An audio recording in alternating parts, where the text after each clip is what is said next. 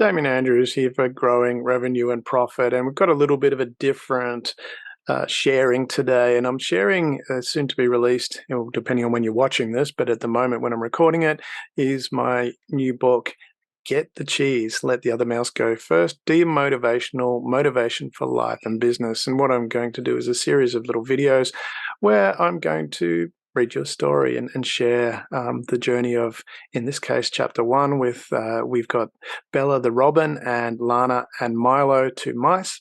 And the first chapter is The Early Bird Gets the Worm, but the second mouse gets the cheese. And it's a story of two mice, a robin, a fruit company, and a man called Stephen. So we continue. Two mice and a robin, so Bella. Purple hues break the pitch blackness of the night sky, beautifully backlighting the majestic silhouette of the grand oak at the heart of Thistlebrook Meadow. The horizon shifts to morning oranges, sending rays of warmth across the lush green fields, signifying the start of another beautiful day. The gentle waves of orange light flow into Bella's tree-side abode, caressing her gently as she slumbers. In her painstakingly constructed nest, woven of twigs, moss, and soft feathers, collected from days gone by, the morning's sun warmth adds a deeper serenity to Bella's blissful dreams. A determined robin, Bella takes pride in her discipline and persistence. Outwardly, with bravado, she brushes off her friends' comments that she's stubborn because that's what it takes to succeed. However, each night her mind races, thinking back over the many challenges she's faced and overcome living in Thistlebrook Meadow. Before drifting off to visit the Sandman, the same thought runs through her mind. Setting her mind on something and sticking to it is persistence, and persistence is a good thing. Bella takes in her neat and organised little hollow inside the grand oak, and with a soft smile, her eyes closed, knowing her way is the right way. The intensity of the morning rays warm Bella's feathers. The rich red breastplate she proudly dons, shimmering subtly. She stirs and slowly opens her eyes, revealing a gleaming, dark gaze that mirrors her deep passion. It's a new day, and the world outside beckons. Bella collects her thoughts. It will be a great day. After all, she is the early bird. Allowing the sun to invigorate her, Bella listens to the morning breeze rustle leaves, the distant trickle of the brook, and the whispered conversation of creatures waking to greet the day.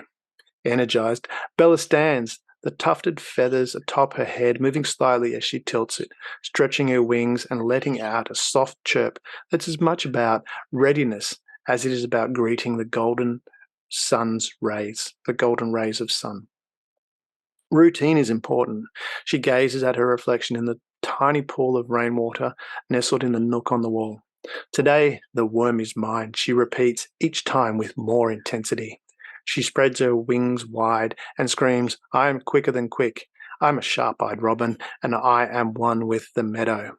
With a flutter of her wings, Bella blasts from her nest. The grand oak leaves rustle in gentle applause, and Bella watches the world stretch out before her. It's a canvas of green, punctuated with splashes of colour from wildflowers. The morning dew reflects glints of sunlight. She takes in their beauty, but she is laser focused on her objective, breakfast. Milo and Lana. The long-forgotten barn on the cusp of Thistlebrook Meadow stood as a testament of time.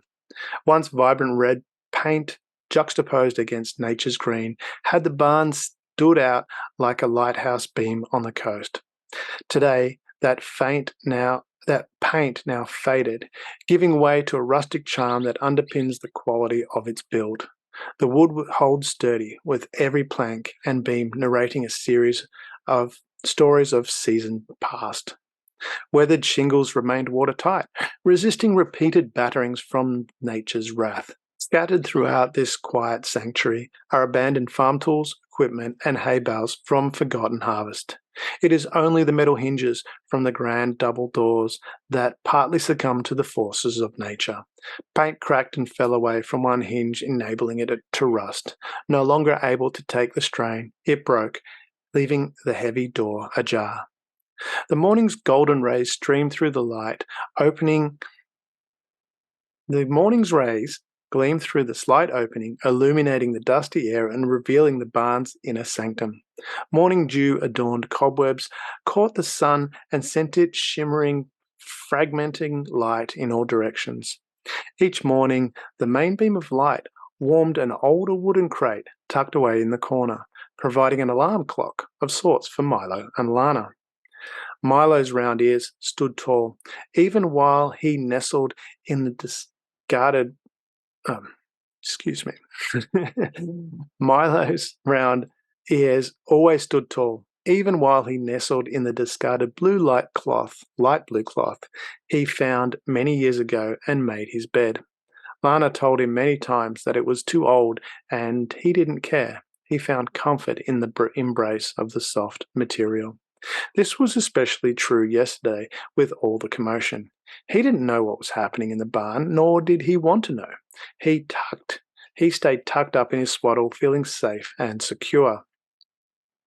In anticipation for the new day, Milo's tail flicked back and forth as he dreamed. Suddenly his tail froze. His eyes snapped open and darted left, right, up and down.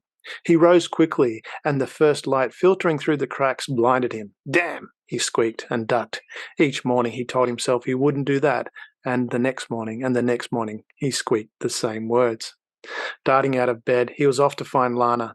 She'd probably be awake, but one day, just one day, he'd catch her snoozing and surprise her.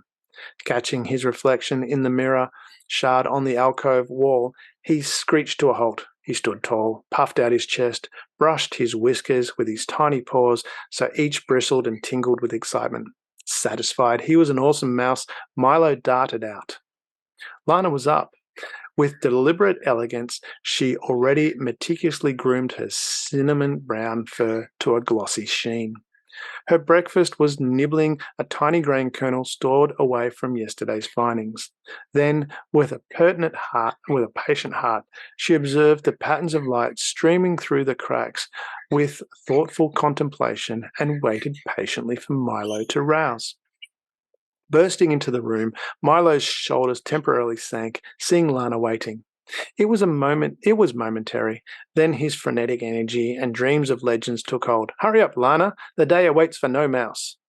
His buzzing energy was infectious, often overpowering the radiation of her calm wisdom. But today was different. There was a nagging deep inside her. Lana couldn't shake it. "Come on, Lana, snap out of it." Milo was used to Lana's caution, and it bored him. "Let's go," he insisted.